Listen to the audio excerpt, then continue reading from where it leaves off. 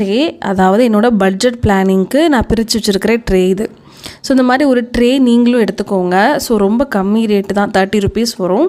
So இந்த மாதிரி boxes உங்களுக்கு என்னென்ன விஷயத்துக்கெல்லாம் பிரித்து எடுத்துக்கணுமோ அந்த மாதிரி பிரித்து வச்சுக்கோங்க. ஸோ ஒரு டைரி கண்டிப்பாக எடுக்கணும். ஸோ இது வந்து நான் ஃபுட்டுக்கு மட்டும்தான் சொல்லியிருக்கிறேன். என்னோடய பட்ஜெட் வந்து 6000. ஃபுட்டுக்கு நான் என்னென்னலாம் எடுத்து செலவு பண்ணுறேனோ எல்லாமே நான் அதில் வந்து எழுதி வைப்பேன். ஃபஸ்ட்டு நான் அந்த பாக்ஸஸ் எல்லாம் நான் போடவே கிடையாது. ஜஸ்ட்டு ஒரு டைரியும் ஒரு உண்டியல் மட்டும்தான் என்கிட்ட இருக்கும்.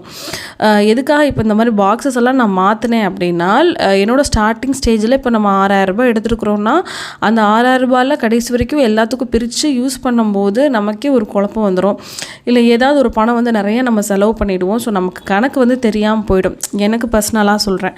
அதனால தான் இந்த மாதிரி பாக்ஸஸாக நம்ம போட்டு வச்சுக்கிட்டோன்னா ரொம்ப ரொம்ப ஈஸியாக இருக்கும். எதில் அதிகமாக செலவாகுதுன்னு தெரியும். அதே மாதிரி ஒரு விஷயத்துக்கும் இவ்வளோ தான் நம்ம செலவு பண்ணணும் அப்படிங்கிறத இப்படி